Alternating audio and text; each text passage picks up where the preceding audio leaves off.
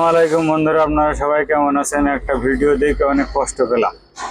মোহাম্মদপুর এক জায়গায় সেনাবাহিনীর একটি কোম্পানি জনগণের উপরে এমন ভাবে গুলি চালাচ্ছে, মনে আছে ভারতের সাথে কিংবা মিয়ানমারের সাথে আমাদের যুদ্ধ বেঁধে গেছে।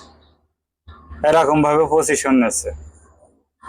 আমরা কি এত টাকা খরচ করে এত সুযোগ সুবিধা দিয়ে এই সেনাবাহিনীকে এই কারণে পুষেছিলাম? এই সেনাবাহিনীর একটি গৌরব উজ্জ্বল ইতিহাস ছিল। এই কারণে বাংলাদেশের সকল মানুষই সেনাবাহিনীকে অনেক সম্মান করত। তার মধ্যে আমি একজন ছিলাম। যে মানুষটি সেনাবাহিনীর কারোর কথা শুনলে কিংবা সেনাবাহিনীর কোনো গল্প শুনলে কিন্তু কোনো বই দেখলে নির্দ্বিধায় কিনে নিত। আর সেই সেনাবাহিনীর আজকে এই অধপতন দেখে আমার মনে করেন সমস্ত শরীরে আগুন ধরে যায়। সেনাবাহিনী এই কাজগুলো যে অফিসারগুলো করেছে, আর সেনাপ্রধান, আপনার এক সময় বিচার হবে জনগণের উপরে নির্বিচারে গুলি চালানোর কারণে।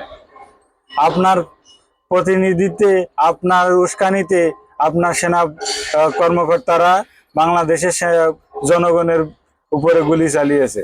সাধারণ জনগণ যাদের হাতে কোনো অস্ত্র নেই, শুধু একটু কি করেছে, নিজের অধিকারের কথা বলেছে, তার চেয়ে বেশি কিছু বলিনি। সেই কারণে আপনারা জনগণের উপরে গুলি চালিয়েছেন।